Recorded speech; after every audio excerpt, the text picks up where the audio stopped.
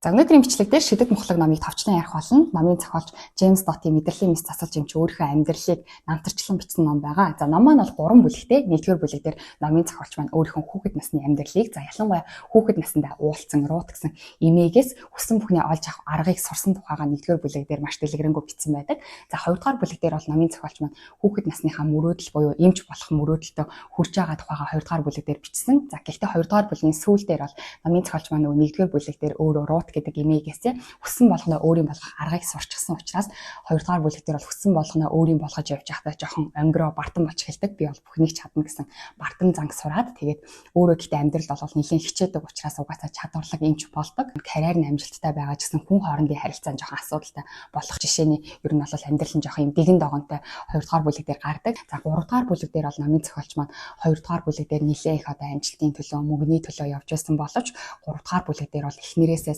салцсан одоо хүүхдээ өнчрүүлсэн тийм байдалтайгаар 3 дахь бүлэг маань эхэлдэг. Тэгээд намын зохиолч маань би өөрөө мөнгөний төлөө нэлээд явж агаад үнтэй зүсэдээ алдчихсан байна. Тэгээд нэгдүгээр бүлэг дээр уулцсан руут гэдэг эмээ маань надад хэлэхдээ чамд бол хүссэн бүхнээ өөрийн болгох хүч чадал чиний дотор байгаа. Гэхдээ хүссэн юм болгон чинь чамд бүгдээрээ сайн гэсэн үг биш шүү. Тийм учраас одоо хүслээ хэлэхдээ ч юм уу хүслээ биелүүлж явж байхдаа яг энэ хүсэж байгаа зүйл маань үнэхээр надад сайн уу үгүй юу гэдгийг бас нэлээд бодолцож үзэж явах хэрэгтэй шүү гэж загсан боловч номын зохиолч маань залуу хүн учраас тэрийг анзаарахгүйгээр явж байгаад сүүлдээ 3 дахь бүлэг дээр хүссэн болоо маань надад тусдаа зүйл үнэхээр биш юм байна гэдгийг ойлгоод тэгээд сүүлдээ намын зохиолч маань ер нь бол одоо нинжин сэтгэл хай гэдэг зүйл чинь аюул чухал юм биш үү гэж ер нь ингээд зөв зам руугаа орж байгаа тухай гардаг. За намаа нэлээд сонирхолтой байсан учраас оршил маань жоох урт болчлоо. За шууд гол сэдвүүг оръё. Нэгдүгээр бүлгийн гарчиг бол шидэт мухлаг гэсэн гарчигтай номын зохиолчийн хүүхэд насны тухай гардаг. За номын зохиолч Жим маань бол 12 настай асан амьдрал нь эхэлж ном маань эхэлж гардаг байгаа. За 12 настай Жимийн аав нь бол архины хамааралтай маш их агсан тавьдаг.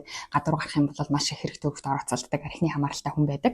За ээж нь бол нэлээд бие юмтай бараг хэвтрийн дэглэм сагтаг гэж хэлж болохоор за ер нь бол аав нэрээ тагсан тайхан бол ээж нь тайвшруулах юм хэтрүүлж уудаг одоо амиа хорхлох орлого маш их хийдэг тийм эмэгтэй байгаа. За түүний ах нь бол ямар нэгэн асуудал болох юм бол ер нь бол асуудлаас шууд зогтдог. Жишээс аав согтоо ирэх юм бол шууд газ гараа зогтчихдаг ч юм уу жоохон асуудлаас зогтдог жоохон аимхаа төрлийн тийм хүн байгаа. За эгч нь бол номон дээр маш жоохон гардаг. Эгч нь бол нэлээд нас залуудаа хүнтэй суудаг. За гэхдээ санхүүгийн асуудалтай учраас баг урт хормоогоор хойд хормоогоо нөхдөг тийм амьдралаар амьдарч байгаа. Нэлээд эрт нас бардаг эгчийн хандлаар бол маш жоохон гардаг. За тэгээд хүн маань бол ийм жоохон хэцүү амьдралтай аав ээж нь эгчин жахан ч гэсэн тиймэрхүү ер нь хэцүү амьдралтай.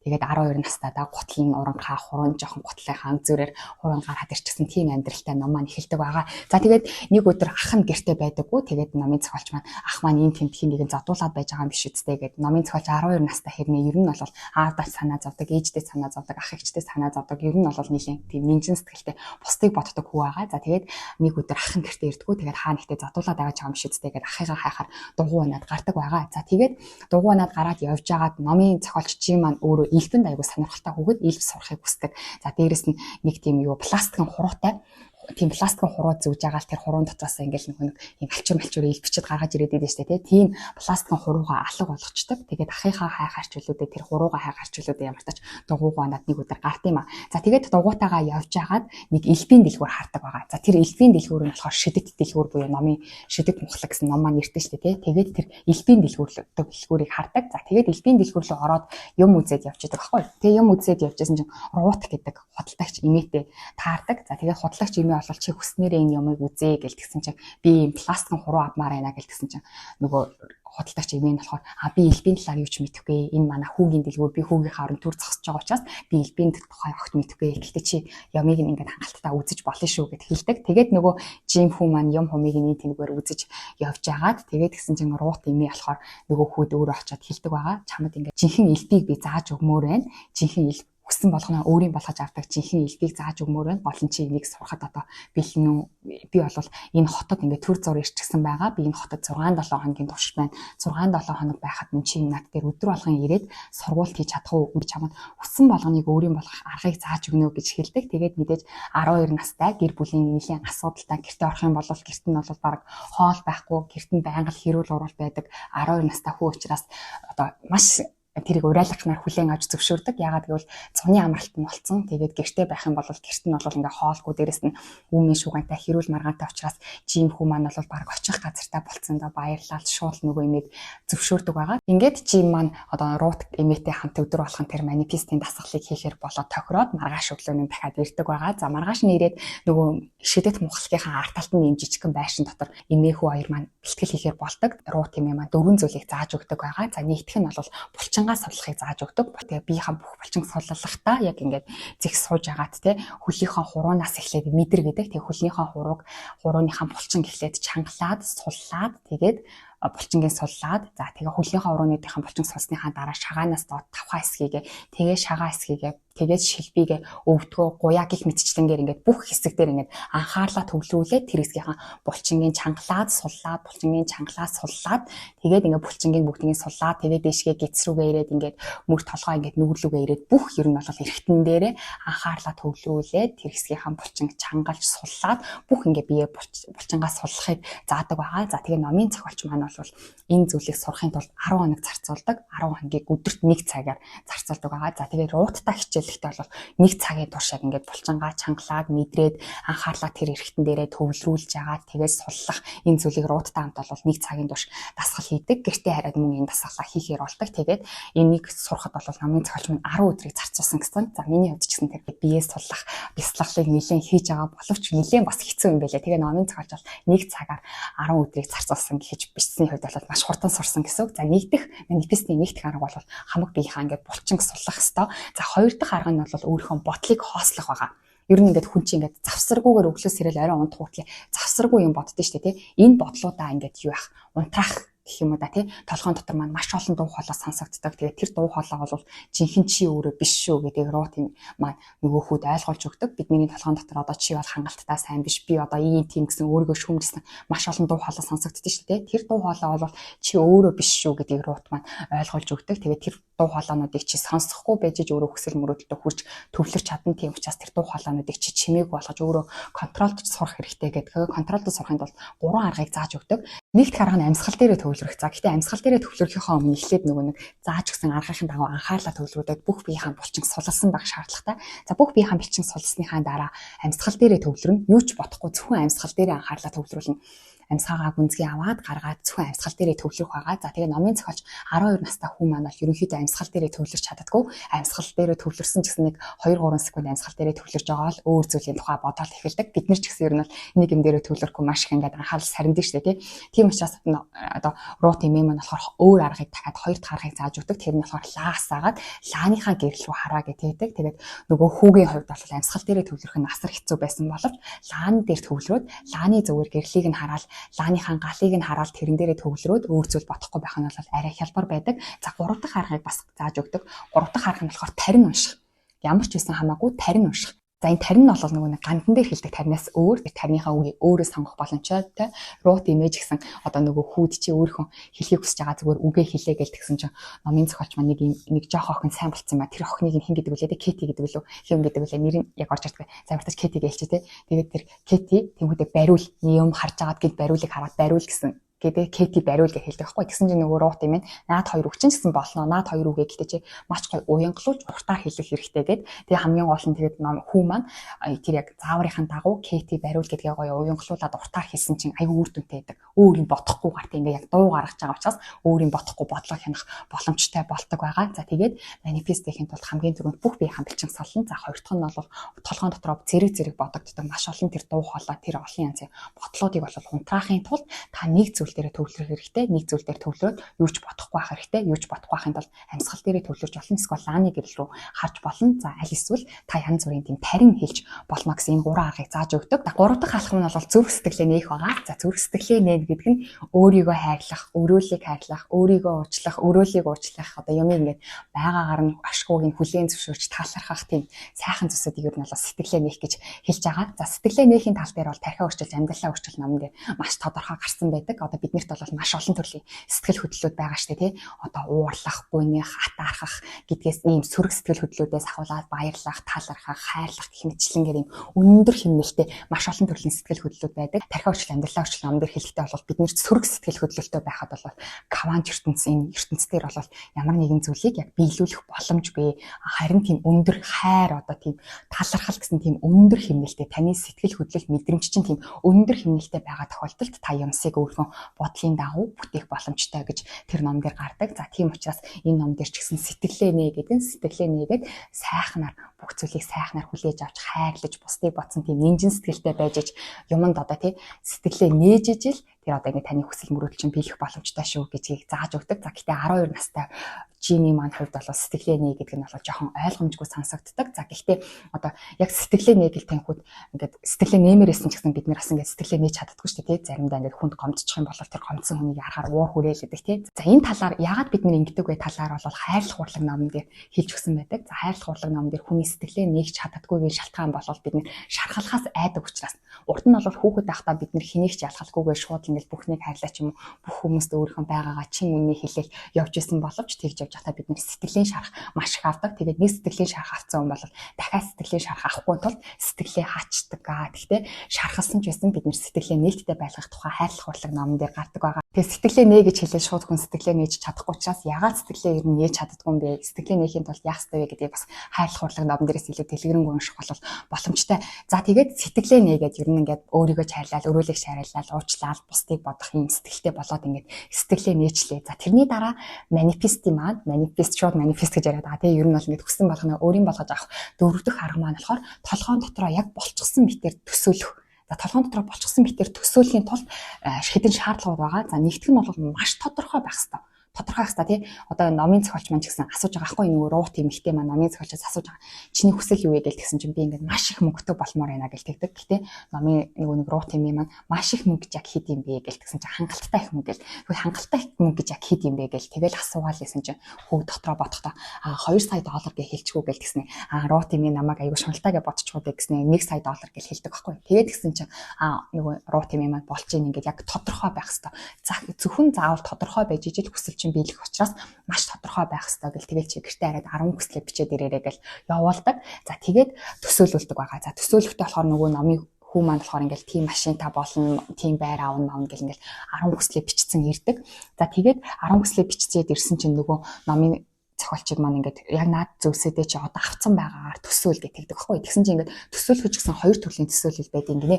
Нэг нь болохоор за жишээ нь амархан жишээ учраас машинаар жишээ авчи тий. Нэг төсөөлөл нь болохоор одоо өөрийгөө машин унаад явж байгаагаар хажуу талаас нь хардаг гинэ. Хажуу талаас нь хардаг. Одоо би өөрийгөө машин унтсан зүгээр явж байгаа кино үзэж байгаа юм шиг хажуу талаас нь харах тийм төсөөлөл байдаг.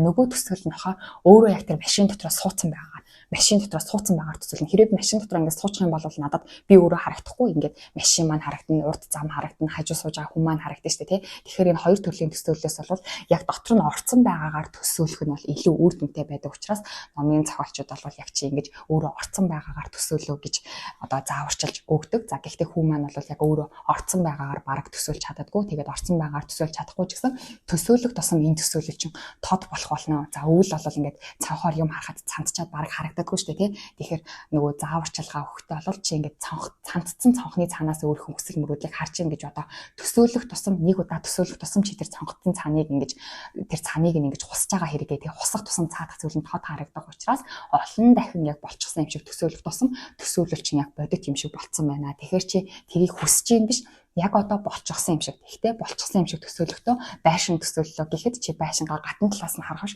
байшин дотроо яг өөрөө амьдарч ийн гэж төсөөлөөрөө гэж зааж өгдөг. За ингээд дөрвөн аргыг зааж өгөөд руу тэмээ маань тэр одоо аймагаас нь ч юм уу тосгоноос нь ч юм уу тий явахаар болдог байгаа. Тэгээд явахдаа бол хүүд захидаг. Захихдаа бол чи хүссэн бүхнээ биелүүлэх хүч чадал чинь чиний дотор байгаа. Гэхдээ хүссэн болгон чинь чамаас сайныг авчирдгүй учраас зүрх сэтгэлээ нээлттэй байлгаараа. За дээрэс нь өөрөө хүсэж байгаа зүйл чинь үнэхээр чамаас сайныг авчрах уу гэдгийг сайн бодолцож үзээрэй гэж хэлээд захиад явдаг байгаа. За тэгээд руу дэмээ явснаас хойш хүү маань бол маш сахилга баттайгаар өдөр болгон нэг цаг яг нэг булчингуудаа суллаад тэгээд бодлоо цэгцлээд тэгээд өөрийнхөө хүссэн зүйлээ боддог. Гагцгүй харин сэтгэлээ нэ гэдгийнх нь сайн учрыг нь олж чаддаггүй байгаа. За ингээд хүү маань бол ер нь бол 2 дугаар бүлэг рүү орж байгаа. За 2 дугаар бүлгийн гарчиг бол тархины нууцуд гэсэн гарчигтай. За тархины нууцуд гэсэн зүйл дээр болохоор хүү өөр одоо эмч болж байгаа тухай нь гардаг. Эмч болоход бол одоо тэдний гэр бүлээс хэн ч ихтэй сургуульд сурж байгаагүй. Тэгээд дээрэс нь аав ичээртэй би эмч болмоор энэ их сургуульд ормоор ингэж хэлэхэд нь бол аав ичээр нь тэг гэж хэлцдэг. Яагаад тэгэхээр одоо хүссэн болгоно л их сургуульд орж чаддаг гэж аав ичээр нь боддог ч юм уу тий. Яаж яг орох талаар огт мэддэг учраас тэг гэж хэлсэн. Гэхдээ хүү бол өөрөө их сургууль яаж орох вэ талаар огт мэдэхгүй. За тэгсэн хэрнээ нөгөө нэг руутын талаар руутын зааж өгсөний дагуу яг төсөөлөх юм бол төсөөлөл чинь бодит биелэлээ олно гэдгийг сурчсан учраас толгойн дотор бол өөрийнхөө эмч болцсон төрхийг бол байнга төсөөлдөг. Цагаан халааттай хүүхдүүдийг эмчлэн явж байгаагаар байнга төсөөлсөөр агаад энэ мөрөөдөл манайд заавал биелнэ гэдэгт бат итгэжсэн байдаг. За гэхдээ 2 дугаар бүлэг дээр бол хүү маань эмч болоход бол нэлийн тартан замыг ерөөсөө туулаагүй. Тэгээд яаж хийж авах их сургуульд орох юм л да. Гэхдээ орж байгаа түүхэн ч айгүй сонирхолтой тий. Өөрөө их сургуульд орохын тулд яа тийм бүртгүүлд юм уу? Яа тийм ярилцлага өгч юм талаар огт мэдэхгүй. Тэгээд гэсэн чинь нэг хажуу талд нэг охин сууж идэг. Тэгээ хажуу талд нь охин суужсэн чинь чи юу хийж байгаа юм бэ гэлтсэн чинь нөгөөх нь би ингээд сургуульд орох их сургуульд орох материалаа бүгэлж чинь их сургуульд орох материал одоо удахгүй баг 7 өдрийн дараа дуусна гэлтсэн чинь нөгөө хүү яана их сургуульд ороход бас юм бүртгэлийн хугацаа байд юм уу гэд үнэхээр огт юуч мэдэхгүй хугацаа байд юм гэлтсэн чинь нөгөө хүүхэд нь надад ингээд нэг илүү материал байгаа чи авах уу гэж хэлээл яг л тэгэл ингээд өөрийнх нь ингээд хүссэн зүйлээ бодож итэл хаа ингээд ерөөсө таамаглаагүй газраас нь өөрт ингээд тусламж ирээл байгаа байхгүй. Тэгэл тэр болгоныг харахтаа хүү маань ингээд би яг ингээд хүссэн зүйлээ бодоод авах юм бол энэ хороо ертөнц бүгдээрээ хуйлдаад миний хүслийг яг биелүүлж өгч байгаа юм шиг. Нэрэл яг хуйлдсан юм шиг байгаа зү тий. Сургуульд орё гэж бодчихсон. Гэхдээ яаж орох юу ч мэдэхгүйсэн чинь хажуудлынхаа нэг хүн юм бүглэл харна юу бүглэж байгаа юм бэ гэж асуусан чинь нөгөө охин их сургуулийн материал бүглэж чинь гэснээр яг цүнхэн дотор нэг илүү материал байж таараад өгөж мөгөөл ингээл тэгэл яг нэг кино юм уу үлгэр юм уу гэж бодохоор хэрнээ үнэхээр бос явдал намтар учраас маш сонирхолтой. Нэрэл яг хүн хүснээ бодоод явж байгаа юм бол энэ хороо ертөнц бүр хуйлдаал тэр үнийг хүснээ биелүүлж өгд юм байна да гэсэн бодол төрсөн. За тэгэл хүү маань анкетаа бүглөөл ямар тач ингээд сургуультай ордог. За сургуультай орсны дараа бол үе нэг аав нь ингээл нөгөө нэг арх удаг архины хамааралтай учраас ямар нэгэн асуудал болох юм бол аавынхаа асуудлыг шийдэх гээл нөгөө хүү маань оюутан болоод нэг хотоос арай өөр газар амьдардаг байхгүй. Аав нь ямар нэгэн асуудалд олчих юм бол аавыгаа тэр асуудлаас нь гаргаж авахын тулд хичээлээсээ чөлөө аваад өөрхөө нөгөө тосгон руугаа явдаг. За тэгэл гинт ээж нь нөгөө нэг автон наргалцснаасаа болоод юу ягаал амиа хорлох орлого хийгээл имлэг рүү явахт нь хүү ээжийг аваад имлэг явдаг гэх мэтчлэнгээ хичээлээ маш сайн хийдэг. Дээрэс нь би эмч болно гэдэг тэр төсөөллөө өдөр болгон хийдэг ч гэсэн хүү маань бол ингээд хичээлээ маш их тасалдаг. Тасалснаас нь болоод ер нь бол ингээд дүнгийн хувьд нэлээд тааруу болчдөг. За тэгээд дүнгийн хувьд нэлээд тааруу болцсон чинь яг их сургууль дэвшиж орох болоод тэгээд их сургууль дэвшиж орохын тулд багш нараасаа тодорхойлт авах болоо. Тэгээд багш нараасаа тодорхойлт авах гэсэн чинь нөгөө нарийн бичгэн чиний хувьд ийм одоо кредит багтаа юм чинь чи ерөөсөө юм дүн муутай юм чинь чамайг ер нь бол яг анхаах их сургуульд бол оруулах боломжгүй. Тийм учраас бид нэр тодорхойлт бичиж өгөх боломжгүй гэд тодорхойлт бичиж авах тийм ярилцлаганд хүртэл оруулдаг байхгүй. Нарийн бичгийн хувьд бол ингээд жимийг харахад нэг л ингээл хичээлээ тасалдаг нэг л тийм нэг хичээлээ хийдгүүл гараа шүү дээ. Хичээлээ таслаад явж идэг. Тэнгүүд яг жимийн хувьд бол хичээлээ маш сайн хийдэг. За гэхдээ яг аргагүй шаардлагаар гэр бүлийн шаардлагаар ээж нь одоо ингээл амиа орлох чинь гэхэд угаасаа хүүхэд явахаас өөр аргагүй аав нь асуудалтай болчлоо гэхэд өөр очих хүн байхгүй учраас хүү очихоос өөр аргагүй учраас хүүгийн хувьд бол өөрийнхөө байр сууриас тэр ярилцлаганд орж чадахгүй гэдгийг үнэхээр хүлээн зөвшөөрөх боломжгүй байхгүй. За тэгээд дээрэс нь 12 настайгаас ахуулаад 10 хэдэн жил толгойн дотор өөрийгөө эмч болохоор төсөөлж ирсэн гэл маш их хүч хөдөлмөрийг гаргацсан учраас нарийн бичиг хэлдэг. Хэрвээ та намайг ингэж ярилцлаганд оруулахгүй бол би энэ чанаас явахгүй. Би танд ерөөсөө төв бодох гэсэн бодол санаа надад юуч байхгүй. Гэхдээ та намайг ярилцлаганд оруулахгүй бол би эндээс явахгүй гэж тэгдэг байхгүй. Тэгээд гэсэн чинь нөгөө нарийн бичиг амир нүдлөө харсан чинь нөгөө хүүхдээ мэдээж маш шийдэмгий ахсдаг тий. Тэгээд нарийн бичиг ямар тач ярилцлагын чанд гаргаж өгөө гэд ярилцлагын цаг гаргаад өгчдөг. За тэгээд ярилцлаганд ордог. Ярилцлаганд орсон чинь 3 багш удаас нь хараа суудсан. Тэгэл ер нь бол ингэж чи одоо хичээлээ таслаад кредитч багтай. За дээрэс нь дүнгийн хувьд ч гэсэн чи багтай гэж ер нь ингэж анагаах сургууль орно гэж юу байсан бэ? Бараг манай нарийн бичгээ чи сөрдүүлж агаад энэ ярилцлаганд ороод ирсэн гэсэн чи ингэ тэнцгүй гэдгийг өөрөө мэдэхгүй байна. Гэл тэгсэн чинь нөгөө хүүчин босоол нөгөө нэг руут өөрт нь ингээ зүрх сэтгэлээ нээх ёстой гэд хэлсэн шүү дээ. Тийм учраас тэр гурван урд нь тасалцсан чихэн зүрх сэтгэлээ нээж байгаа байхгүй. Зүрх сэтгэлээ нээгээл яг өөрөө яг болсон бүх явдлыг яриа л те. Маань ийм асуудалтай учраас би аавынхаа асуудлыг шийдэгээ явсан. Ээж маань амиа орлох гээд би имлэг явж исэн. Одоо гэр бүл маань асуудал байсан учраас би ийм зөвсөдийг туулсан. Гэхдээ би бол эмч болох ёстой маш их ихтгэл найдвартай гэл тэгснэ. Одоо та нарт ингэж орж ирж ярилцлага өгж байгаа хүүхдүүд надаас илүү дүнтэй байж магадгүй. Гэхдээ хинэн ч над шиг ингээд эмч болох чин хүсэлтэй эмч болохоор үнэхээр бүр шийдчих гэсэн хүн надаас өөр байхгүй шүү гэж хэлээл тэгэл нөгөө гурван за юу ч гэсэн бит гурав бодож байгаа шийдвэрээ гаргая гэд хэлдэг. Тэгээд хэлээл нөгөө хүүхд чинь нөгөө төсөөлөө өдөр болгоны цагийн турш хийсээр байдаг. За тэгээд амьдралтай үнэхээр бүр амар гайхалтай яг тэр гурван хүн тэнцвэлдэг байгаа. Кино байсан бол тэнцчих юм бол кино юм чинь гэж бодохоор байтал хүний намтар дээр жинхнээсээ боддог дүгнэн хөрхөө байсан хүүхэд яг өөрийнхөө амьдралыг яриад зүрх сэтгэлээ нэгээд үннээ хэлснийхаа хүчин тэнцэж байгааг нь харсан чинь бүр ингээд доглоод нэлбэсүүлс гарч мараад тэгээд их сургуульд тэнцээд ороод их сургуульд явж байхад нэг өдөр ээж нь залгаснаа аав чинь юусоо ирдэггүй аав чинь бол хамаатнуудын халууга явна гэдгсэн юм аа гэхдээ огт ирдэггүй гэл. Гэхдээ аав нь бол нөгөө нэг архины хамааралтай нэлийн ууж муудаг гадуур ер нь ингээл гараад хоноол явж идэг боловч энэ удаагийнх шиг юм олон өдөр хоногор гэртээ ирээгүй тохиолдол байгаагүй учраас ээж нь ягаал залгадаг. За тэгээд хүү маань нөгөө нэг аавыгаа ингээл хайгаал тийшээ мишээ залгаж малгал байжсэн чинь гинт аавынхаа сураг гардаг. Аавынхаа сурган гарахт нь аав нь бол гэрээсээ гараад хамаатных руугаа явж байхдаа гэхдээ хамаатны руугаа очиж амжаагүй голтонд биеийн нөвдөд имлэгт очиод хитцсэн эсхийн амьдруулах тасагт байна гэсэн чимээг хүү маань сонсдог. За тэгээд аав руугаа очихыг хүссэн боловч онгоцоор явах шаардлага гараад онгоцны билет авах мөнгө байхгүй. Гэхдээ аавыгаа тэнд ганцаар ингээд байлгамааргүй байгаа учраас өдөр болох нөгөө эмчилгүүн залгаал биеийн байдлыг асуудаг. За тэгсэн чинь нөгөө эмч нь болохоор ер нь л аав чинь биеийн байдал нэлийн хүндээ ухаан ороо гээ тийм учраас ер нь баг ирсэн дээр ахтаа гэж хэлээ. Тэгээд хүү өөрийнхөө хамт найзалдаг найзаасаа онгоцны билетний мөнгө зээлээд тэгээд онгоцоор явдаг. Явж байхдаа онгоцон дотор унтцдаг. За тэгээ унтцсан байсан чинь гинт зүүд зүүдэлдэг байгаа. Тэгээ зүүдэнд нь аав нь ирээд аав нь болохоор ингээд орных нь хажууд өөрөө хүү ингээд унтж агаад орных нь хажууд нь аав нь ингээд суудсан байгаагаар зүүдэлдэг. Тэгээд аав нь хэлэхдээ бол ингээд би чамд хайртай. Би ингээд чиний яг өөрийнхөө бодож исэн шигээ сайн байгаагүй дуучлаарай. Гэхдээ ингээд би чамд бол маш их хайртай. Чамаар маш их бахархаж байна. Тэгээд аавах нь явах цаг боллоо гэж хэлээд ингээд замхраад алга болж байгаагаар зүүдэлдэг. За тэгээд зүүднээсээ сэрээд явж исэн чинь гинт яг эмчээс нь дуудлага ирдэг. Дуудлага ирэхдээ танаа аав чинь гэдэг өнгө сайхан нас орчлаа гэлтгсэн чинь яг нас орчлаа гэж залгахын өмнөхөн нөгөө хүн маань аавынхаа талаар зүүдэлж исэн байдаг. Тэгээд аав нь яг нэг зүүдэнд нэрээд өөрөө салах ёсоо хийгээд явсан байдаг. За ингээд аав нас орчдаг.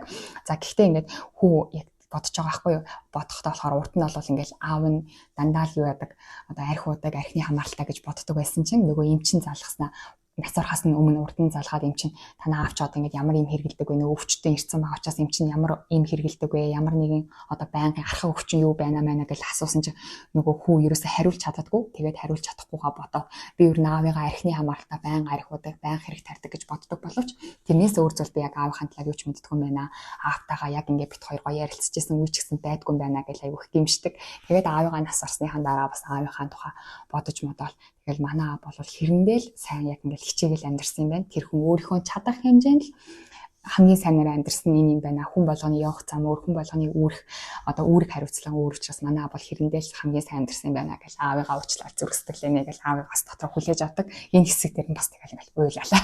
Номон дээр маань ингээд том нулимс гараал. Үнэхээр яг ингээд ном биш хүний амьдрал яг ингээд цэвэр амьдрал намтар учраас яг тэр болж байгаа процессыг ингээд нүдэнд харагдал.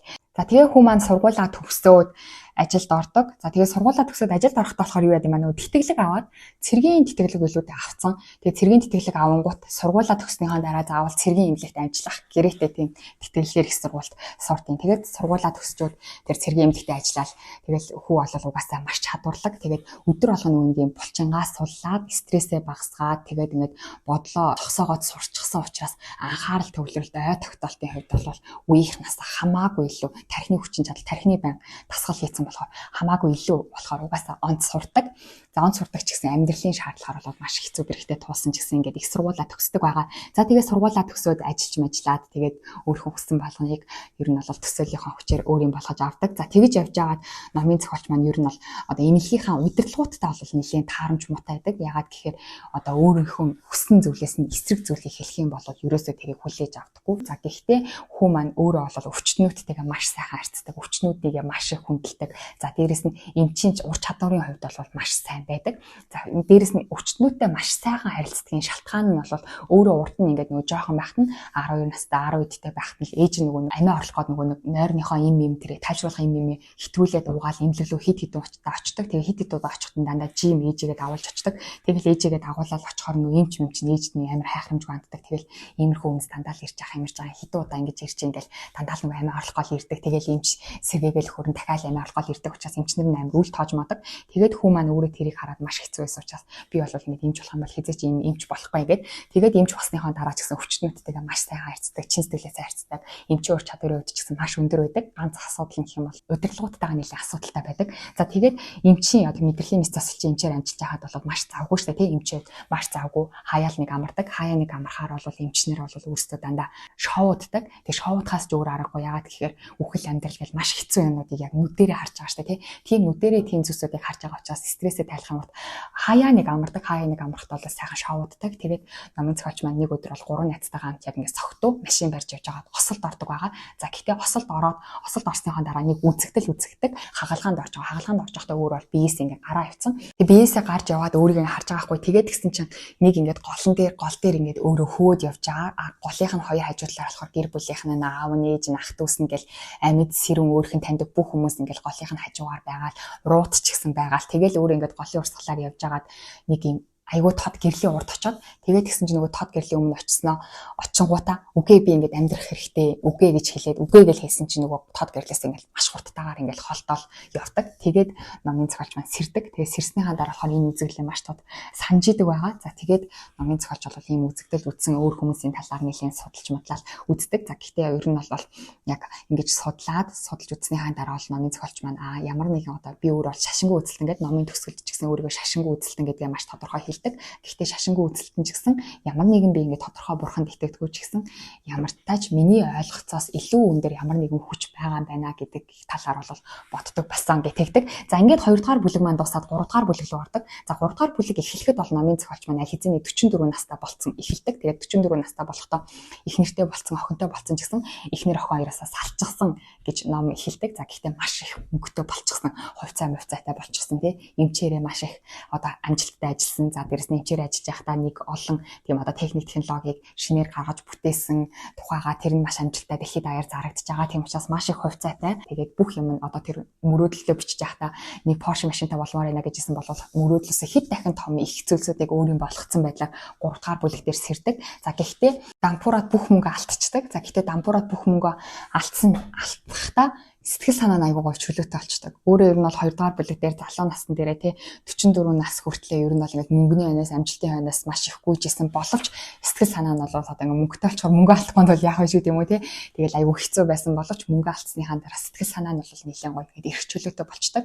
Тэгээд их нэрээсээ салцсан охиноос ч гэсэн ингээд охиныхоо сайн аавндаа чадаагүй гэл ингээд өөрийнхөө амьдралыг ингээд бүх мөнгө алдсныхаа талаа нэлээд эргцүүлдэг. За ингээд нэлээд эргцүүлж яснаас сүлдээ бол одоо тэг яг руутын хилээд исэн сэтгэлээ нэ гэдэг нь юу байсан бэ гэдгийг маш сайн ойлгодог. Сэтгэлээ нэ гэхэд бол ерөнхийдөө өөрийгөө хайрлах хэрэгтэй, бусдыг хайрлах хэрэгтэй, өөрийгөө ойлгож бусдыг байгаар нь хүлээн авах ер нь бол ингээд амьдралын өөдөөс яг сэтгэлээ нэ гэдэг чинь маш чухал зүйл юм байна штэ гэдгийг ойлгож авдаг. За тэгээд тэр дундаа ялангуяа нэгүслэнгүй нинжин сэтгэл тэг бусдыг бодох сэтгэл, өөрийгөө бодох сэтгэл, өөрийгөө уучлах, бусдыг уучлах энэ зүйлсүүд чинь бидний тарих зүрх хоёр маань ерөөсө холбоотой байд байна. Зүрх маань өөрөө анханасаа бүтээгдэхтэл ер нь бол бусдыг боддог, бусд хүмүүстэй харилцаанд орох, бусд хүмүүсийг ингэж бусд хүмүүс тусалж байхдаа зүрх маань аз жаргалтай байхаар зохион бүтээгдчихсэн. Тэгээд тарих зүрх хоёр маань тусдаа зүйл биш нэг зүйл. Тэгэхээр зүрх аз жаргалтай байх юм бол тарих болол мэдээж сайн ажиллана.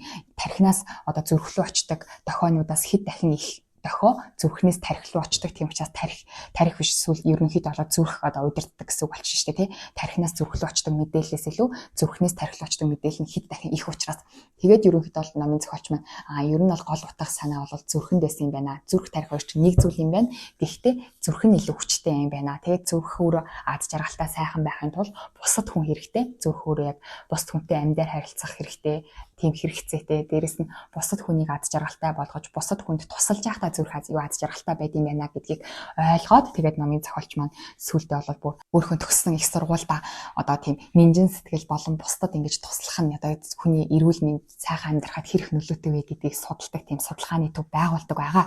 Тэгээд нэрээ нөгөө руут 12 настай болсон руут юм нөгөө хүүд юм манифестийн талаар хүссэн бүхний өөрийн болгож авдаг аргыг зааж өгөхдөө нэг болцолтой зааж өгдөг байхгүй. Тэр болцол нь болохоор би чамд энэ зүйлийг зааж өгнө. Гэхдээ зааж өгөх юм бол чи заавал өөр нэг хүнд зааж өгөх ёстой. Тэгээд зааж өгсөн хүнээсээ заавал тэр хүн чинь дахиад нэг өөр хүнд зааж өгнө гэсэн амлалтыг аваад зааж өгөх хэрэгтэй. Тэр хүн чинь гэсэн цаашдаа өөр хүнд зааж өгтөө дандаа тийм амлалт аваад зааж өгөх ёстой. Тэгснээрээ энэ нууц ингэж дэлхийд даяар ингэж тархах ёстой гэсэн амлалтыг аваад зааж өгдөг байхгүй. Тэгээ хүү ингэж бүр ингэж том болоод бүр нөгөө нүтчин хийдэх хөрснийхаа дараа тэрийгээ санаад энэ нууцыг бас би бусдад дэлгэх ёстой юм биш үү гэдгээ сандаг. За дээрэс нь тэгээд уулцсан найз нөхөд хүмүүстэй өөрийнхөө ингэ түүхийг ярихаар энэ түүх чинь бусдад маш их хэрэгтэй юм биш үү? Бусдад маш их урам зориг ухаарлыг хайрлах юм биш үү? Энэ түүхээ та ном болгож бусдад хуваалцах хэрэгтэй гэсэн маш олон тийм хүсэлтүүд ирж исэн. Дээрэс нь руутад бас энийгээ бусдад хуваалцна гэдгийг амлалцсан байсан учраас тэр амлалтынхаа дагуу энэ номоо бичсэн юм байлээ. За тэгээд уншаад үзэх юм бол энэ хүү бол маш хэцүү амьдралтай тий аав нархны хамааралтай ээж нь амиа орлогож оролддог. Тэгээд дээрэс нь ах нь юу гэн цухтдаг. Тэгээд номын дундуур ч гэсэн ах нь нас орчдаг. Тэгээд их чинь ч нас орсон гэх мэтчлэнгээр ингээл маш хэцүү амьдралыг туулдаг. Гэхдээ л өөрөө хүсэл мөрөөдлөө дотроо бодож өөрөө өөрийнхөө амьдралыг ер нь бол хүний тэр гарал үүсэл хүний амьдралыг бүтээдгээ гэдгийг харуулдаг. Тэгээд дээрэс нь чинь намтар штэ тий зүгээр нэг зохиолч намтар учраас хүнд бол маш их уран зориг өгдөг. Хүн өөрөө яг хүссэн болгоныхаа ардаас явах юм бол амьдрал бол нээлттэй гэдгийг харуулдаг маш гоё хүнд уран зориг өгдөг ном байлээ. Уйлуулдаг гэхдээ маш гоё ихтгэл найдварыг өгдөг. За тэгээд энэ номыг уншиж дуусныхаа дараа би болохоор ном уншиж дуусныхаа дараа дандаа тэр номынхаа ингээд номоос үлдсэн сэтгэлээ нэг өгүүлбэрээр бичдэг байхгүй. Тэгээ энэ номыг ч гэсэн уншиж дуусаад энэ номны арталт нь юу гэж хэлсэн бэ гэхээр нөгөө Майкл Жордан билүү хэлсэн үг гэдэг чинь түүний нөгөө явах замаа мэдэж буй хүнд дэлхийн хүртэл зам тавьж өгдөг. Тэгээд энэ номны арталт нь тэгж утсан. Явах замаа мэдэж буй хүнд дэлхийн хүртэл зам тавьж өгдөг гэдэг үг байдаг. Тэр үгийн яг бодит тэр үг үнэн гэдгийн баталгаа нь энэ хүний түүх байлаа гэж бичсэн байна. Тэгээ энэ номноос бас нэг ойлгож авсан зүйл нь ингээл манифестийн талаар маш олон номнууд байдаг шүү дээ тий. Бодол биелээ олон хүссэн зүйлээ бод гэсэн номнор маш их байдаг. За гэхдээ энэ номноос уншаад ойлгосон зүйл бол бодол биелээ олно гэдэг үнэн. Гэхдээ хүн бодлынхаа төлөө үйлдэл хийх ёстой гэдгийг маш сайн ойлгуулж өгч байна. Үйлдэл хийх ёстой. За жишээ нь ингээл толгойн дотроо энэ хүү өөрийгөө би юмч болно гэж төсөөлөл явжсэн чинь гинт чиний кредит ч өнгөрөхгүй юм байна, оноо ч өнгөрөхгүй юм байна. Чи манаас сургууль тэнцэхгүй гэж тэгж байгаа штэ тий. Тэнгүүд нэг энгийн хүн байх юм бол тий тэнцэхгүй гэж тэнгүүд би тэнцэхгүй юм байна гэж яваад өгч болно штэ тий. Тэгэхэд хүү маань бол тэнцэхгүй гэж тэнгүүд нь би тэнцэх ёстой. Би энийг хүлээн зөвшөөрч чадахгүй, би энэ төлөө хичээсэн, би хүлээн зөвшөөрч чадахгүй, би тэнцэх ёстой гэж өөрийнхөө байр байлыг аягүй илтгэж байгаа байхгүй. Тэгэхээр үнэхээр бодол биелэлээ олно гэдэг үнэн төсөөлөх юм бол бодит биелэлээ олно гэдэг нь үнэн боловч тэрний төлөө үйлдэл хийх ёстой. Тэгээд яг ингээд толгойн дотроо ингээд төсөөлөөд бодоод явхад бол биелнэ. Гэхдээ тэрний төлөө үйлдэлийг нь заавал та өөрөө хийх хэрэгтэй. Нэг тийм онигоо байдаг шүү дээ, тий. Нэг хүн ингээд байнга бурхнаас гуйд ингэнэ. Цуглаанд хажууд асар их мөнгөд болоод би баяжхаа хүсэж ингээд бурханд ингээд маш их өдөр болгон залбирдаа ингэнэ. Тэгсэн чинь бурхан нэг өдөр өөртөө ингээд хариулж ингэнэ. Чи ядаж цуглаага худалдаад авчаач гэж хэлсэн гэсэн. Тэгэхээр яг тэрэн шиг тий бид нэр ингээд бурхнаас ч юм уу ингээд хорвоо дэлхийгээс хүслээ илгээж яхад тэр хорвоо дэлхийг хүслийн маань өхийг хүсэж идэг ч гэсэн би суглаанд хожмоор юм гэж залбирч буудаг ч гэсэн тэр суглаага худалдаж авахгүй байвал ямар ч нэмэргүй шүү дээ тий. Яг түүнтэй адилхан энэ номын зохиолч ч гэсэн бидний ингээд төсөөлж байгаа зүйл бол бодит биелээ олдог. Гэхдээ түр энэ хүн бол амьдралаараа түүнийхээ төлөө бид нэр үйлдэл хийх ёстой гэдгийг амьдралаараа гэрчилж өгч байгааг. Гэхдээ та үнэхээр тэрийгэ болно гэж итгэх юм бол үйлдэл хийх, үйлдэлээ заавал зоригтой хийх хэрэгтэй. Үйлдэлийн үр дүнг бол тэр хорвоо ертөнцид даатгах хэрэгтэй гэдгийг бас аягүй хэлж өгч илаа. Яг та өөрөө зоригтой үйлдэлээ хийж чадах юм бол хорвоо ертөнцид гэсэн бүхний чинь өгнөө гэдгийг яг бодит баталгаасан маш гоё сэтгэлдэл үлдээсэн тийм ном байлаа. Тэгээд дараагийн бичлэгээр уулзъя баяр та.